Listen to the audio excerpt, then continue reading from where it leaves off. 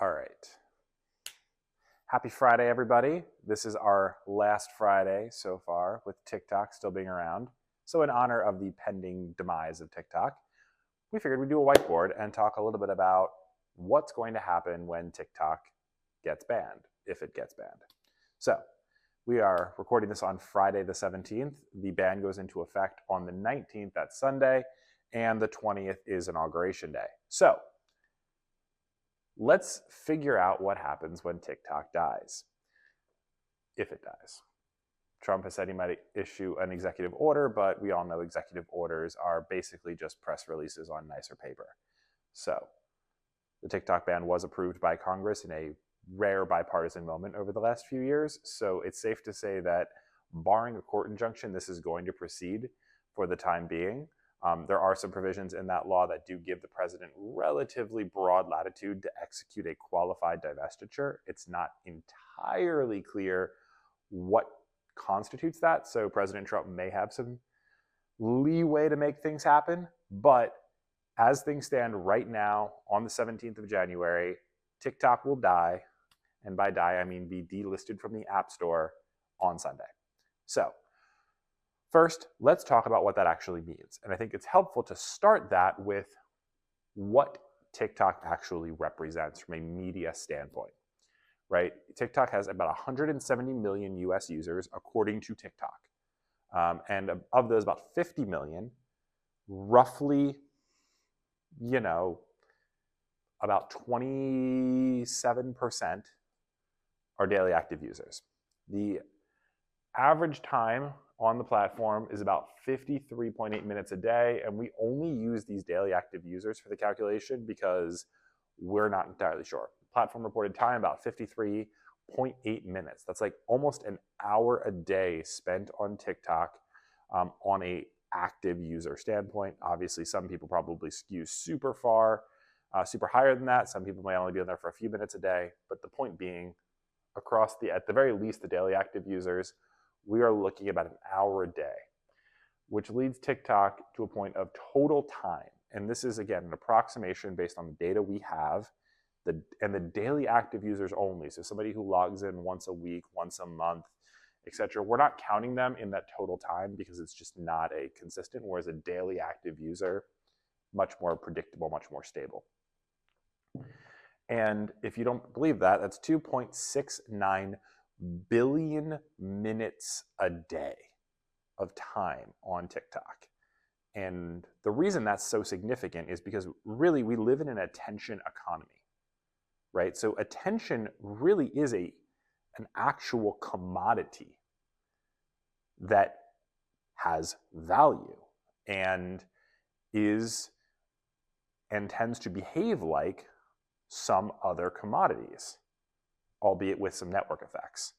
So when we think about what happens when TikTok goes away, I think it's helpful to understand first the relative size of the market that TikTok commands, the amount of the commodity that will be moving, and the places where it can move.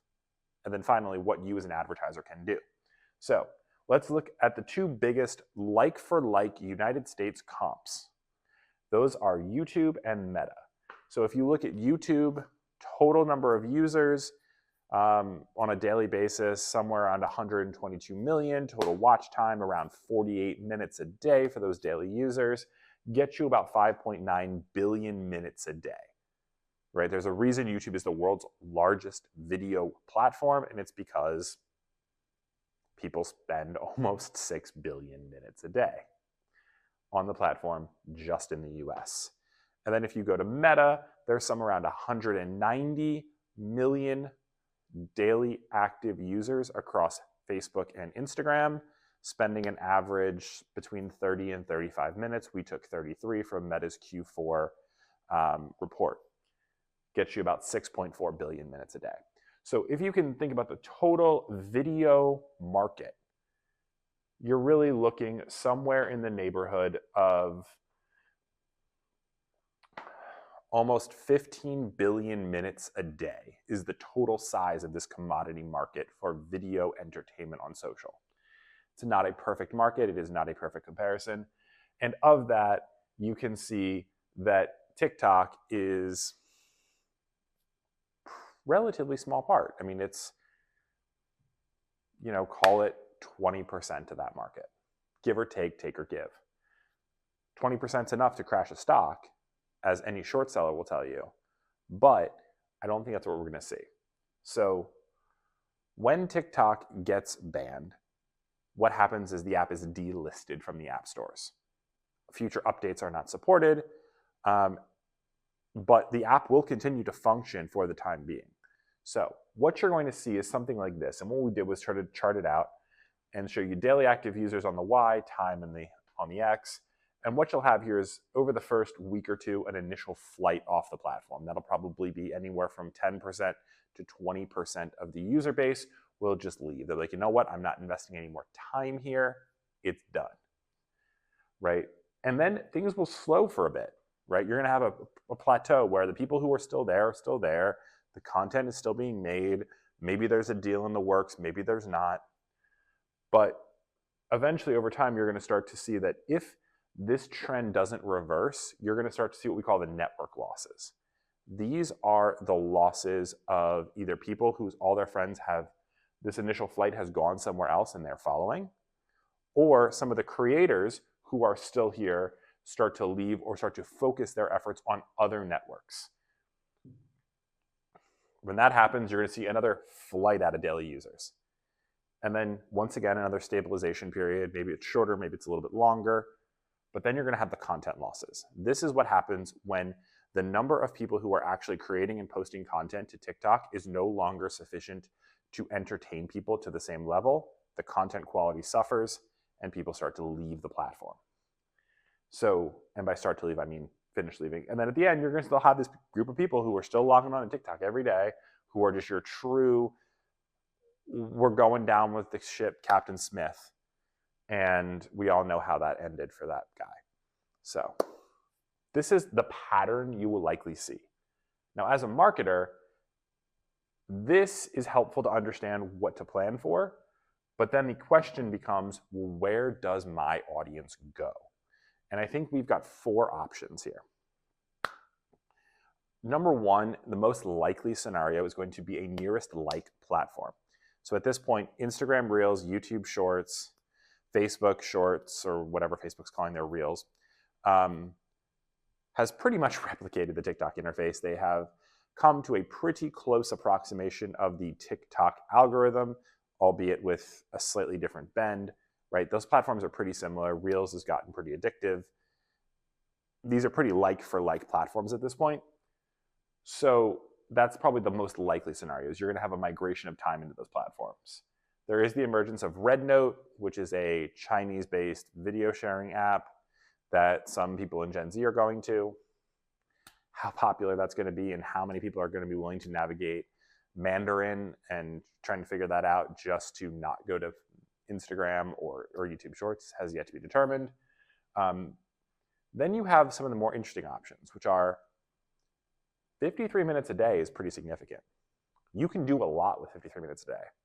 You can do a lot with 53 minutes a day if, as some economic indicators indicate, the US may be headed for some tougher economic conditions, or there is an increased emphasis on career advancement, if jobs get harder to come by, if the labor force tightens up.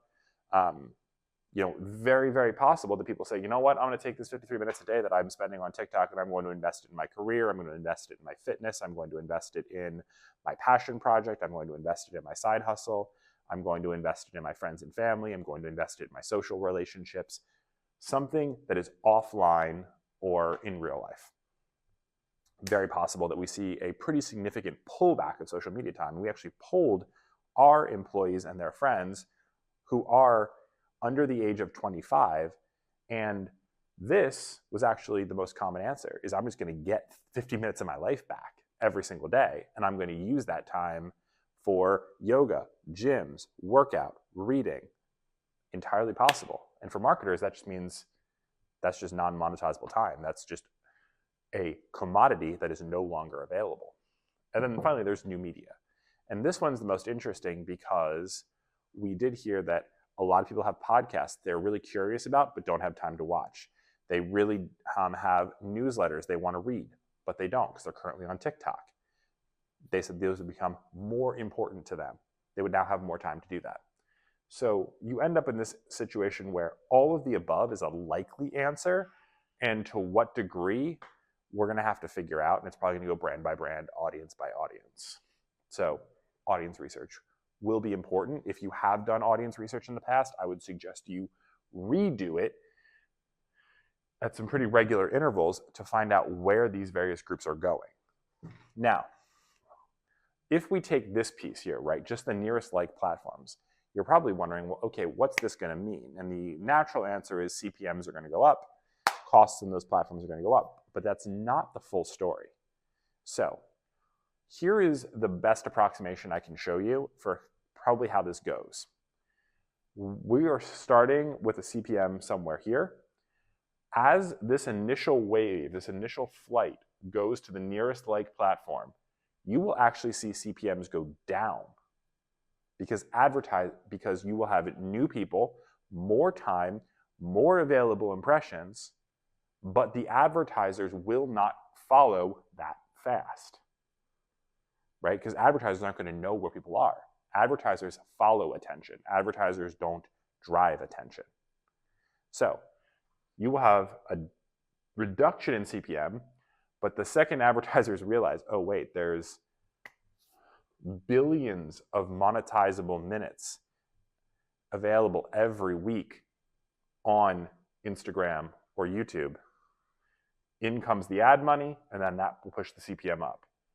But then, remember, we're going to have a second and a third flight out of TikTok, assuming it's banned, and you're going to see that same pattern repeat itself. So over time, will CPMs go up? Yes. But in the midst of those increases in CPMs, as those new users flood in, you will find buying opportunities. You will find CPMs to be more variable than usual. And if you are smart and you can push ad budgets or tailor some kind of promotion or short-term, quick turn initiative, you'll be able to probably capture much lower CPMs than other brands and potentially actually grow thanks to TikTok going away. Now, there is a fifth option here, which we didn't discuss, which is there is some other platform that we don't know about that everybody starts to flock to. Maybe that's X/Twitter. Maybe that's some unknown app. Maybe that's something that hasn't even launched yet. Entirely possible. But in the short to medium term, you have roughly 2.7 billion minutes a day currently being spent on TikTok that needs to find a new home. The most likely places for that home is probably 1 in 3 if I was willing to bet, followed by 4 and then 2. So if you're a marketer and you're trying to wonder what to do, number 1, monitor this CPM, monitor this trend. Number 2, redo your audience research multiple times over Q1 and Q2 to figure out where your audience is going. And then number 3, be very open and fluid with your budgets. It is possible that as users try to find a new platform, they experiment with one or the other to find something that actually works for them. So you will need to be really able to adjust and adapt to that versus just saying we're going to spend 20% more on YouTube and 30% more on Meta. That's probably not going to work. And if you are an existing advertiser on YouTube and Meta, remember, there is going to be another effect here, which is a huge component of their audience is about to be new with less data, less behavioral history, potentially, if it's Gen Z, candidly, just being very honest, less money. So you may see performance declines in Meta as as millions of new users fall into that platform with little data, and Meta tries to figure out who they are, what they're interested in, what their economic capacity is, what their purchase intentions tend to be. It's basically the equivalent of you're throwing a series of boulders into a lake, and some of the water is going to turn to waves and it's going to ripple out. Some of the waves are going to reinforce each other and fall out. Some are going to just stay in the pond. But the overall complexion of that pond is going to be in flux for a significant period of time.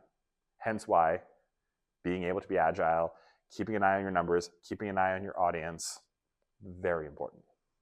So we will all wait to see what happens with the new administration, but assuming the law remains in force and effect, this is probably what you should expect to see. See you next week.